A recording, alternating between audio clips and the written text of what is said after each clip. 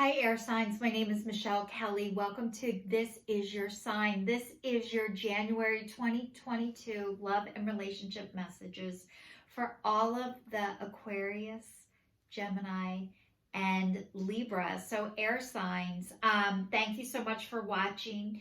If you've already subscribed to my channel, thank you so much. If you haven't subscribed yet, please like, share, and subscribe. Hit that notification bell. You'll be notified every time I do a video, which is every Saturday when you go into subscriptions. If there are 5 Saturdays in the month, I take the 4th Saturday off. Let's get into your reading. This first message is breathe. Take a deep breath and breathe. Okay, the next card is observer, and it's upside down, and the last card is the fates. So this is all about you guys, you've had time to breathe. You've had time to relax. This relationship, you are no longer in anymore. This relationship was here to get you back to yourself, to teach you guys a lesson about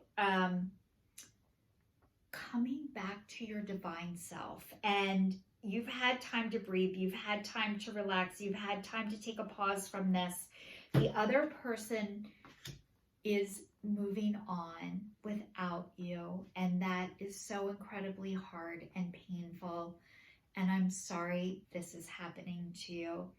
The observer is upside down, and it's like getting in your own way. It's like you're stuck and you're in a pause right now, and it's kind of like you're blocked, and not just blocked, you know, for whatever reason, you haven't been able to accept that this person is moving on and you're not going with them. This relationship, you thought this was it for you, and it was until it wasn't. But the fates, whatever is meant to be will be. And, you know, the stars are aligning, and I'm going to read to you what it says. But I know this person is moving on, and it's so painful and hurtful. But I've said this before, at a soul level, this person loves you so much to walk away from you so you can get back to your divine self, so you can be happy, so you can get back connected to your spirit. So your ego has to be removed, because your ego was here to keep you protected and safe. You no longer need it, but you've been guarding, blocking, and protecting yourself for so long. You don't know how you're going to be without it. But what happens is it comes down brick by brick. So for however long you've been this way, you don't just snap out of it. You don't just get over it. You don't just move on. It sounds so easy, but the breathing, the meditating, the getting back to yourself, like you needed to do that. You were so far removed from yourself. This relationship was blocking you, and it wasn't allowing you to be yourself. So it wasn't good for you either. And I know it's easy to miss the familiar, and even though it was familiar, it doesn't mean it was good for you just because you were used to it. But a lot of times when you're not well, unwell people, unsafe people were safe, and now you lost your protection, you lost your buffer. So now it is you. And this is your time to start reaching towards your angels, your ancestors, the divine God, your higher power, your angels, whoever you believe in. As much as you and this person were blocking each other's growth.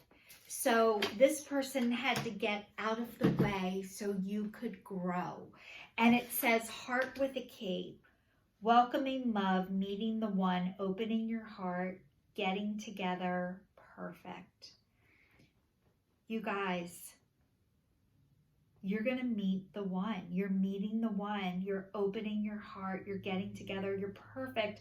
You're going to meet the person who has the key to your heart. And you are rising like the phoenix. It says, new phase, rekindle, renew, transform, growth, change, mine.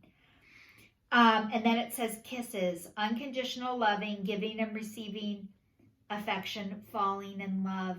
So you guys, you're going to meet the one. You are going into a new phase, and you're going to have unconditional love, giving and receiving affection. It's going to be mutual. You guys were not in a mutual relationship, and demanding that somebody give you something that they don't have to give, like, it makes the person feel bad, and it makes you feel bad because you're trying to get something out of somebody, but they don't have it. And it was making you both feel shitty, by the way. So it says codependency. Addictions are affecting your romantic life. So you guys, codependency. First of all, what is codependency? Codependency looks like love. You complete me. I needed you. All the I can't even say it because they're not true. They're bullshit. Hallmark movies. They all show you happily ever after. When people meet, everything's just going to work out. They don't show them 20 years from now, when they don't talk, when they don't communicate, when one of them goes and gets a girlfriend. Like, everybody just shows that, like, this is just happily ever after, and we all just do what the other person wants, and we just all live the dream. It is so not true. It says codependency. So looking for someone else to complete you, to fix you, to heal you, to make you better, to buy you a big house, to get you a nice car, this doesn't feel as good as you think it is supposed to. And it is an addiction, and it's a sickness. And there's also drugs and alcohol, cell phone addiction, porn. There's so much, but this relationship wasn't healthy for either one of you. And it says calling in your soulmate. Your prayers, affirmations, visualizations help bringing you together. And then it says retreat. It is time for you to disconnect from the world. So you guys, your prayers, you are calling in your soulmate. And I believe that we have more than one soulmate, and every person in our life, in your life, is here to help you heal and move forward parts of yourself that you didn't know you were supposed to heal. And a lot of times the attraction is so magnetic in the beginning, it's actually called trauma bonding. We find somebody who it looks like love, and we think we're going to live happily ever after, and they're going to give us all the things that we don't have. If you're an affectionate person and you marry somebody who's not affectionate, you don't make them affectionate, and they don't make you not affectionate. What ends up happening is you get no affection, not you make them more affectionate, or you end up less affectionate. So what happens is one person feels rejected. Actually, both people end up feeling rejected. So this person made room for you to call in your soulmate. And it says it's time for you to disconnect from the world. And it looks like you're getting remarried again. So you guys, if you didn't think you were getting remarried again, yes, you are. There is your soulmate out there. But when it says it's time to disconnect from the world, I think it's time to disconnect from other people's opinions of what they think you should have or not have, or disconnect from what you thought you should have or not have. So it's saying you guys need some downtime. You need some quiet time. You need to rest and rejuvenate.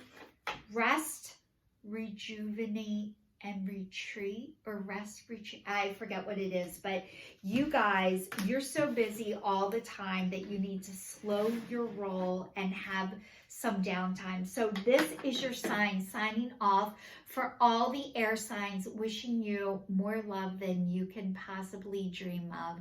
Thanks so much for watching. Take care.